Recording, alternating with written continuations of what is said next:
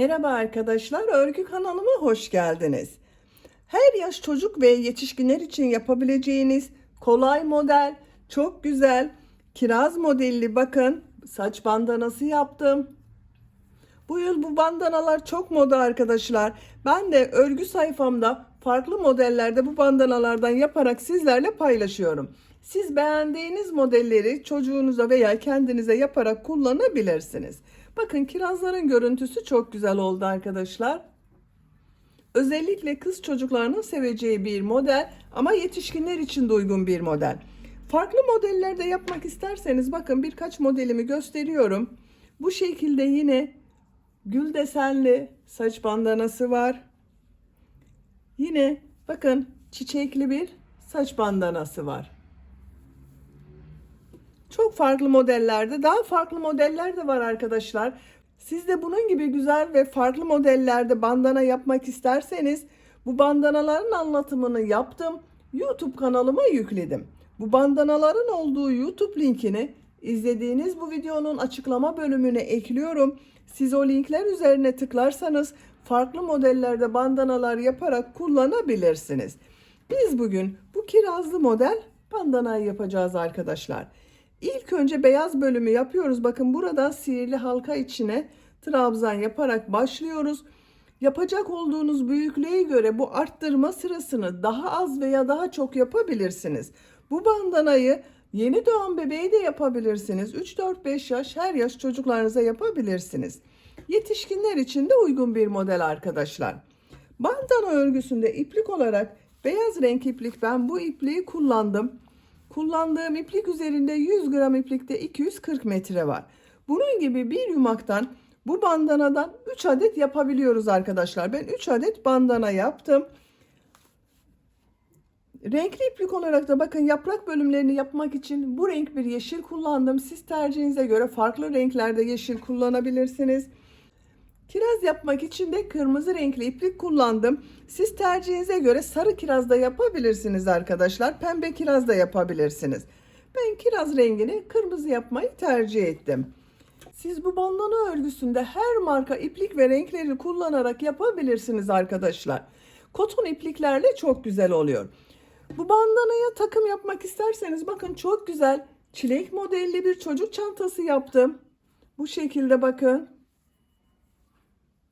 Çantasını çilek model, bandanayı kiraz model yaparak yaz için çok güzel bir kombin oluşturabilirsiniz. Bu çanta anlatımını yaptım. YouTube kanalıma yükledim. Bu çantanın olduğu YouTube linkini izlediğiniz bu videonun açıklama bölümüne ekliyorum. Siz o link üzerine tıklarsanız bunun gibi güzel bir çanta yaparak güzel bir bebek takımı oluşturabilirsiniz. İplik tığı hazırlayalım. Hep birlikte bu kolay ve güzel saç bandanası örgüsüne başlayalım.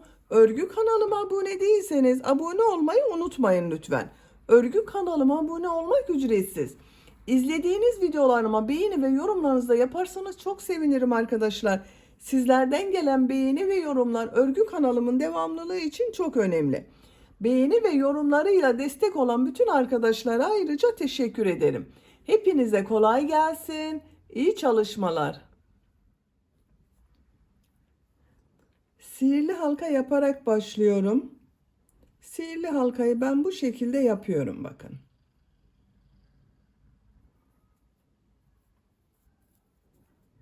Zincir yaptım, sağlamlaştırdım. 3 zincir yapıyorum. Sihirli halka içine 2 trabzan yapıyorum. Bu yaptığım 3 zincir ile birlikte bakın 3 trabzan oldu. 2 zincir yapıyorum. Sihirli halka içine 3 trabzan yapıyorum.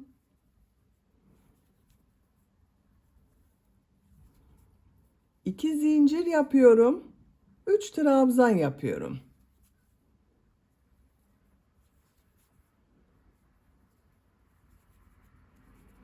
Bakın 3 trabzan yaptım.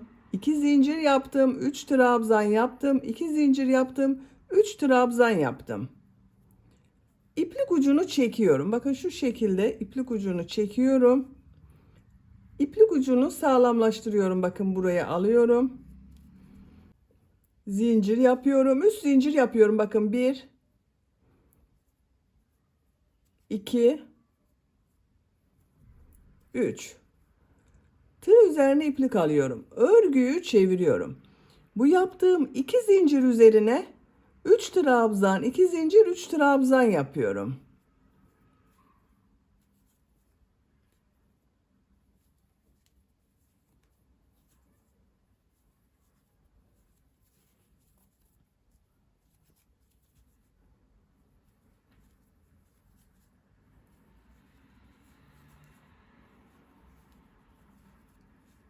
Üç trabzan, 2 zincir, 3 trabzan yaptım.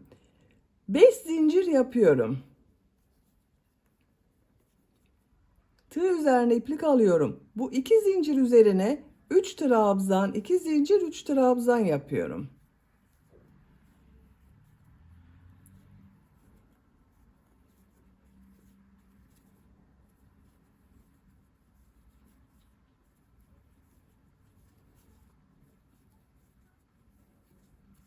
Bakın arkadaşlar, bu sırada ne yaptığımıza bakalım. 3 zincir yaptım, geriye döndüm. Bu 2 zincir üzerine 3 trabzan, 2 zincir, 3 trabzan yaptım. Arada 5 zincir yaptım. Bu 2 zincir üzerine 3 trabzan, 2 zincir, 3 trabzan yaptım. 3 zincir yapıyorum. Örgüyü çeviriyorum. Bu 2 zincir üzerine 3 trabzan, 2 zincir, 3 trabzan yapıyorum.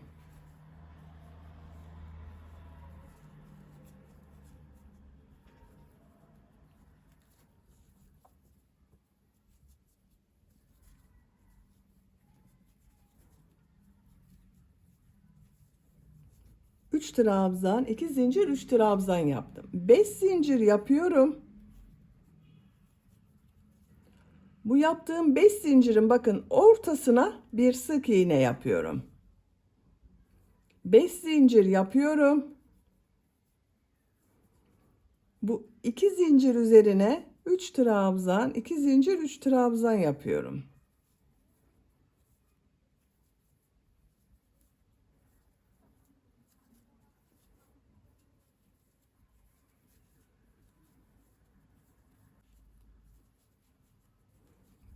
Üç zincir yapıyorum. Örgüyü çeviriyorum. Bu 2 zincir üzerine 3 trabzan, 2 zincir, 3 trabzan yapıyorum.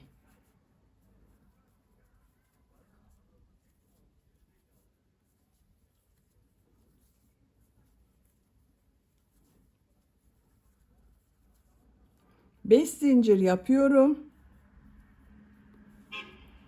Bu 5 zincir ortasına sık iğne yapıyorum. 5 zincir yapıyorum. Bu 5 zincir ortasına sık iğne yapıyorum. 5 zincir yapıyorum. Bu 2 zincir üzerine 3 trabzan, 2 zincir, 3 trabzan yapıyorum.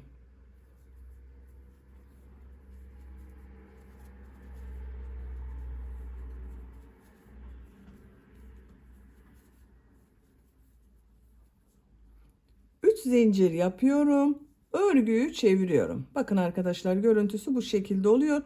Sıra başında ve sıra sonunda 3 trabzan, 2 zincir, 3 trabzan yapıyoruz. Ortada beşer zincir yapıyoruz. 2 zincir üzerine 3 trabzan, 2 zincir, 3 trabzan yapıyorum.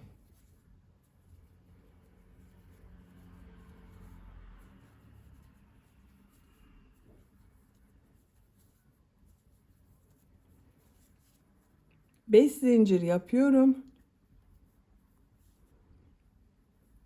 Sık iğne yapıyorum. 5 zincir yapıyorum. Sık iğne yapıyorum. 5 zincir yapıyorum. Sık iğne yapıyorum. 5 zincir yapıyorum. 3 trabzan, 2 zincir, 3 trabzan yapıyorum.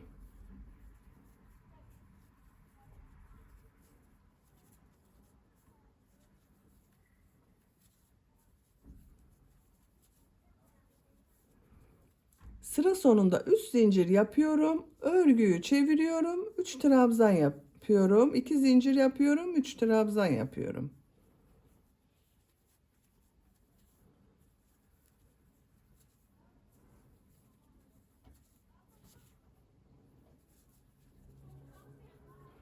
5 zincir yapıyorum. Sık iğne yapıyorum. Bakın arkadaşlar. Görüntüsü bu şekilde oluyor. File görüntüsü elde ediyoruz bakın ortada. Sıra başında ve sıra sonunda 3 trabzan, 2 zincir, 3 trabzan yapıyoruz. Ortalarda bu file yaptığımız yerde 5'er zincir yapıp sık iğne yapıyoruz. Tercihinize ve yapacak olduğunuz çocuğun veya yetişkinin büyüklüğüne göre bu arttırma sıralarını istediğiniz kadar yaparak devam edelim. Bandana örgüsünü yapacağım ölçüye kadar tamamladım arkadaşlar. Kaç sıra yaptığımı sayıyorum. Bakın bu başlangıçtan itibaren sayıyorum. 2, 4, 6, 8, 10, 12, 14, 16, 18, 20, 21 sıra oldu. Ben çocuk için yapıyorum. Bu yükseklikte yaptım arkadaşlar. Siz tercihinize göre bunu birkaç sıra devam ederek yetişkinler için yapabilirsiniz veya daha az sayıda yaparak daha küçük bebekleriniz için yapabilirsiniz. Şimdi burada bir ip kordon yapıyorum ben. Bağlamak için ip kordon yapıyorum. Zincirler yapıyorum. Bakın en son 3 trabzan, 2 zincir, 3 trabzan yaptım. Zincirler yapıyorum.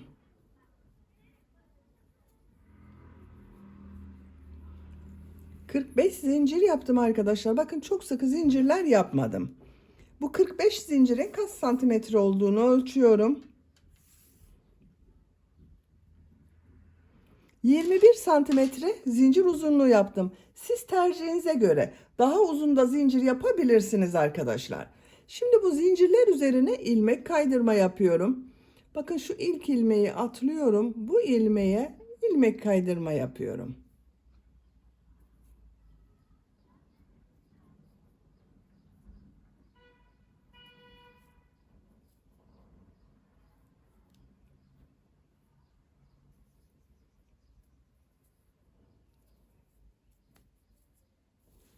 Sıra sonuna kadar devam edelim.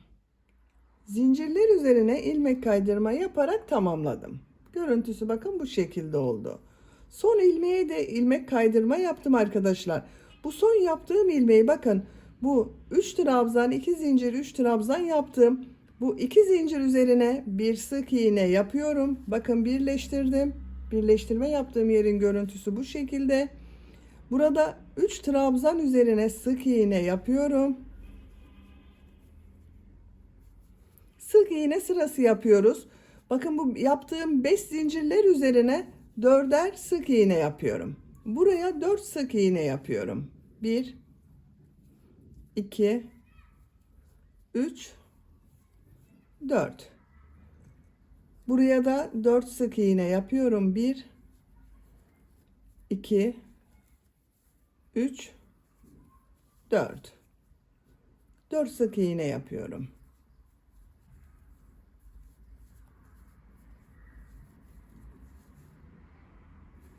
Sıra sonuna kadar devam edelim. Buraya kadar bakın tamamladım. Görüntüsü bu şekilde oldu. Bu 3 ilmeğe sık iğne yapıyorum. Bu 2 zincir üzerine bir sık iğne yapıyorum. Buraya da ip kordon yapacağız arkadaşlar. Bunu kaç zincir yaptıysanız buraya da aynı sayıda zincir yapıyoruz. 45 zincir yapalım. 45 zincir yaptım.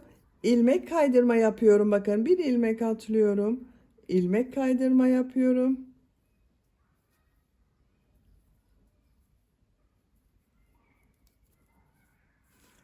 Sıra sonuna kadar devam edelim.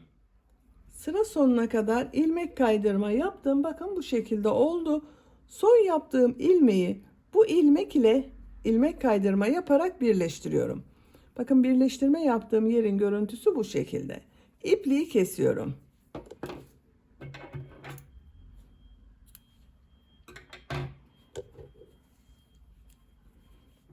Bakın arkadaşlar bandana bu şekilde oldu. Bu bandanayı bu şekilde sade olarak kullanabilirsiniz. Ben bugün kiraz modelli bir bandana yapmak istiyorum. Bakın bu bandanadan yapacağız arkadaşlar. Uç bölümleri bu kirazlardan yaparak süsleyeceğiz. Bakın çok güzel bir bandana modeli. Yeşil ve kırmızıyı birlikte yapıyoruz arkadaşlar. İlk önce bakın bu şekilde kirazları hazırlıyorum. Daha sonra yeşil ile birleştiriyorum. İlk önce bu kiraz yapılışını sizinle birlikte yapalım. Kırmızı renkli iplik ile yapıyorum. Siz tercihinize göre sarı renkli, pembe renkli iplikler kullanabilirsiniz. Bakın sihirli halka yapıyorum. Şu şekilde bir sihirli halka oluşturuyorum.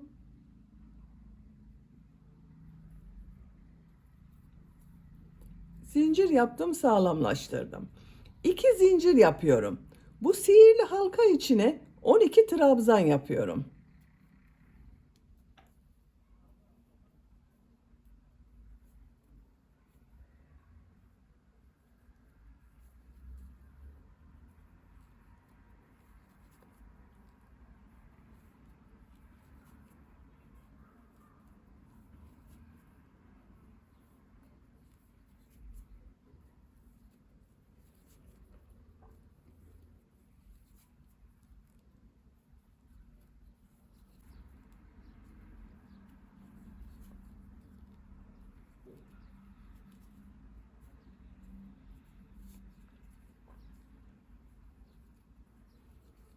Sihirli halka içine 12 trabzan yaptım. Şu iplik ucunu çekiyorum bakın. Şu ilk ilmek ile ilmek kaydırma yaparak birleştiriyorum. İplik ucunu bakın tığ üzerine aldım.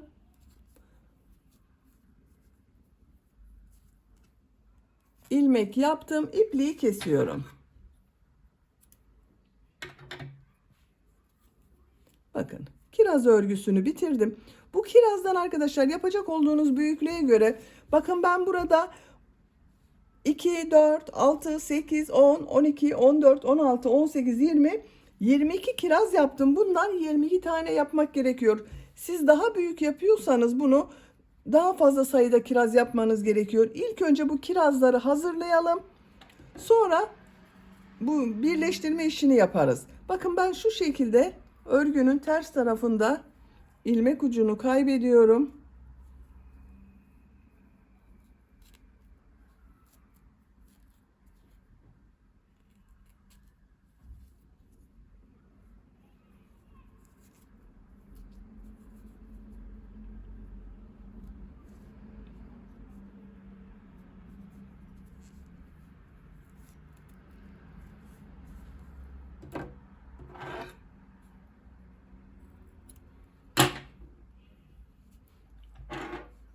Bakın ipliği kestim.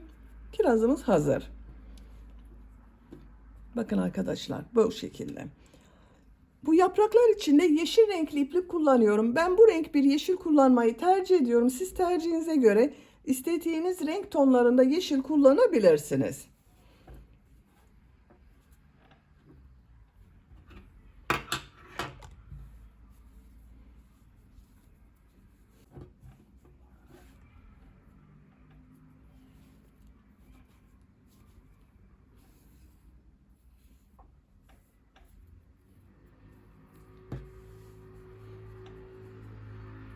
Bakın düz tarafından yapıyorum. Şu ilmeğe ipliği bağlıyorum. Dönüşlerde üst zincir yaptığım bir yer var.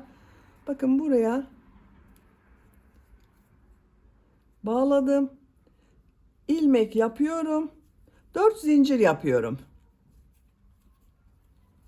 Bu yaptığım 4 zincire bakın bu ip kordonu ilmek kaydırma yaparak birleştirdiğim bir ilmek var. Bununla ilmek kaydırma yapıyorum.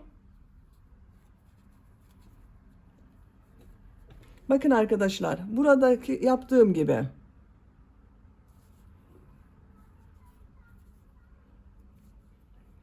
Tığ üzerine 2 defa iplik doluyorum. Aynı yere dörtlü trabzan yapıyorum. Bakın tığ üzerinde 4 ilmek var. İlk ilmekten bakın çıkardım. 1, 2 ilmekten çıkardım. 2, 2 ilmekten çıkardım. 3, 2 ilmekten çıkardım. 4. Dörtlü trabzan yaptım. 4 zincir yapıyorum. Buraya sık iğne yapıyorum. Bakın ilk yaprak örgüsünü buraya tamamladım. Şimdi kirazları yapmak için bu sap bölümünü yapıyoruz. Kiraz sapı yapmak için 5 zincir yapıyorum. Ben 5 zincir yaptım. Bu yükseklikte oldu. Siz biraz daha uzun yapmak isterseniz bunu 6 zincir yapabilirsiniz. Bakın 5 zincir yaptım. Tığ çıkarıyorum. Bu yaptığım kiraz örgüsünü bakın şu birleştirme yaptığım ilmeğe tığ takıyorum. İlmeği içinden çekiyorum. Şu şekilde bakın bir ilmek yapıyorum. Şu bir ilmeği atlıyorum. 4 ilmek kaydırma yapıyorum. 1. Bakın zincirli yapmıştım. O zincirlerde ilmek kaydırma yapıyorum. 2.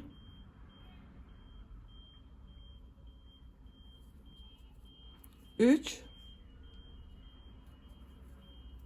4. Buraya bir sık iğne yapıyorum. Bakın ilk kirazı birleştirdik arkadaşlar. Tekrar kiraz birleştirmek için sap yapıyorum. Bakın 1, 2, 3, 4, 5 zincir yaptım.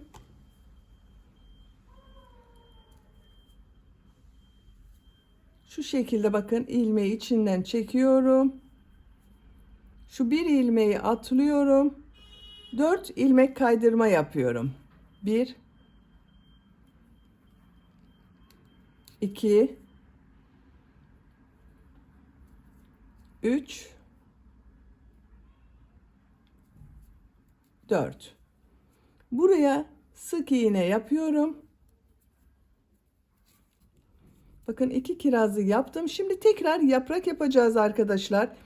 Yaprak yapmak için 4 zincir yapıyorum. 1, 2, 3, 4. Tığ üzerine 2 defa iplik doluyorum. Dörtlü trabzan yapıyorum. Bakın bir ilmekten çıkardım 1, 2 ilmekten çıkardım 2, 2 ilmekten çıkardım 3, 4. Tekrar bakın dörtlü trabzan yapıyorum. 1, 2, 3, 4. Bakın yaprağı yaptık. Bu yaptığım yaprağı arkadaşlar bakın buraya sık iğne yaparak birleştiriyorum. Bir modele sık iğne yapacağız burada arkadaşlar. Bir modele kiraz yapacağız. Bakın burada da aynı yaptım. Bir modele sık iğne yaptım. Bir modele kiraz yaptım. Bir modele sık iğne yaptım. Buraya sık iğne yaptım. Şimdi yaprak yapacağız. Diğer kiraz için. Bakın tığ üzerine 2 defa iplik doluyorum. Buraya dörtlü trabzan yapıyorum. 1, 2, 3, 4. Tekrar tığ üzerine 2 defa iplik doluyorum. Dörtlü trabzan yapıyorum. 1, 2, 3, 4. 4 zincir yapıyorum. Buraya sık iğne yapıyorum. Bakın kiraz için yaprağı yaptım. Şimdi kiraz sapı yapmak için 5 zincir yapıyorum.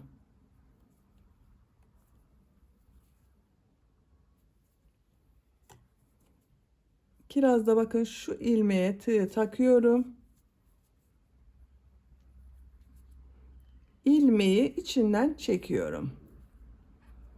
İlmek yapıyorum. Şu bir ilmeği atlıyorum. 4 ilmek kaydırma yapıyorum. 1, 2, 3, 4. Buraya sık iğne yapıyorum. Tekrar kiraz sapı yapmak için 5 zincir yapıyorum.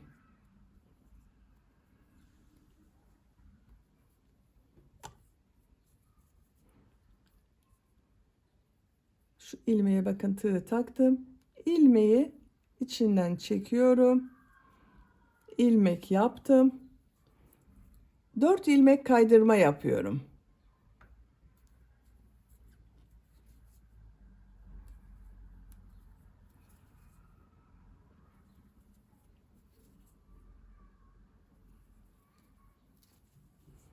Buraya bir sık iğne yapıyorum.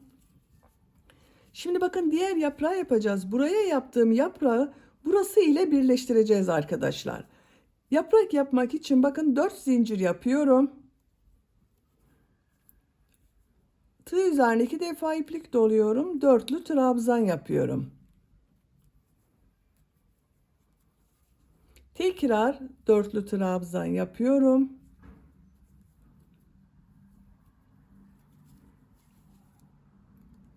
Buraya bir sık iğne yapıyorum. Bakın görüntüsü bu şekilde oluyor. Kirazlara başlarken bakın arkadaşlar, bu sık iğneden sonra buraya yaprak yapmak için dörtlü trabzan ile başlıyoruz. Kirazdan sonra burası ile birleştirmek için bakın bu yaprağı 4 zincir yaparak başlıyoruz. Videoyu izleyerek yaparsanız daha iyi anlaşılır. Bakın bu şekilde oluyor. Bu köşeye kadar devam edelim. Bakın buraya kadar kirazları tamamladım. 1, 2, 3, 4, 5 kiraz yaptım arkadaşlar. Tam şu ortaya da bir kiraz yapıyorum. Bakın bu model üzerine sık iğne yaptım. Tığ üzerine 2 defa iplik doluyorum. Şu trabzan boşluğuna bakın yaprak yapıyorum. 1, 2, 3, dörtlü trabzan yaptım. Dörtlü trabzan yapıyorum. 4 zincir yapıyorum. Aynı ilmeğe sık iğne yapıyorum. Bakın yaprağı yaptım. Şimdi kirazı yapmak için kiraz sapı yapıyorum. 5 zincir yapıyorum. 1, 2, 3, 4, 5. Şu hazırladığım kiraza tığ takıyorum. İlmeği içinden çekiyorum.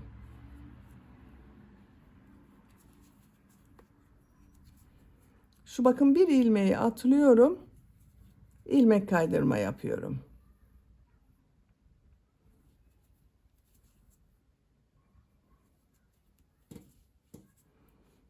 Aynı ilmeğe bakın bir sık iğne yapıyorum. Şimdi bakın diğer kirazı buraya yapacağız arkadaşlar. Şu ilmeğe bir sık iğne yapıyorum. Kiraz yapmak için 5 zincir yapıyorum. Diğer kirazı bakın yine takarak ilmekten çekiyorum.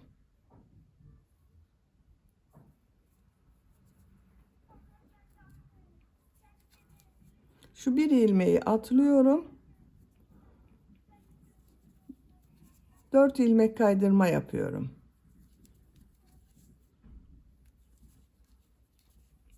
Aynı ilmeğe sık iğne yapıyorum.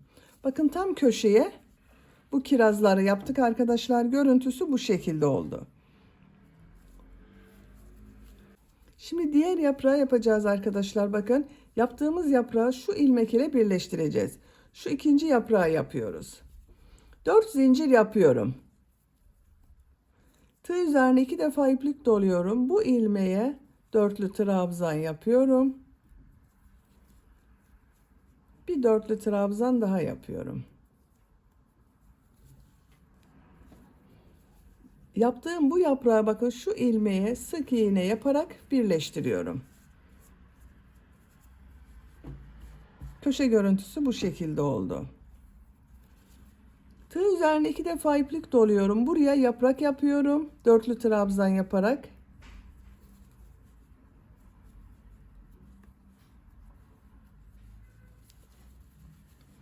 Dört zincir yapıyorum. Sık iğne yapıyorum. 5 zincir yapıyorum. Kirazı birleştiriyorum.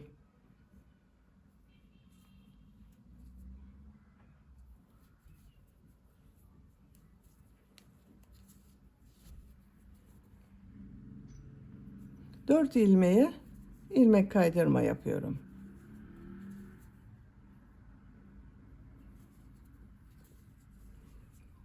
Bu ilmeğe bir sık iğne yapıyorum. 5 zincir yapıyorum. Diğer kirazı birleştiriyorum.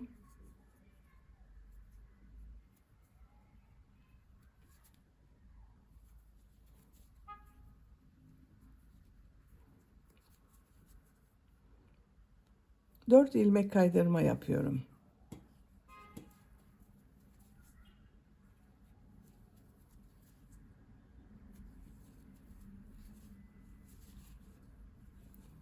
Sık iğne yapıyorum. Yaprak yapıyorum şimdi bakın. 4 zincir yapıyorum.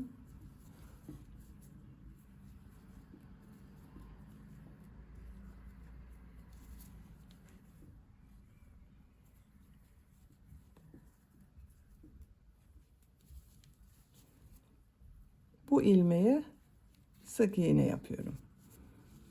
Bakın bu şekilde oluyor. Kirazları yaparak sıra sonuna kadar devam edelim. Sıra sonuna kadar tamamladım. Bakın son olarak da buraya kirazları yaptım. Bir yaprak yaptım. Bu yaptığım yaprağı bakın bu ip kordon yaptığım şu ilmekle ilmek kaydırma yaparak birleştiriyorum. İpliği kesiyorum.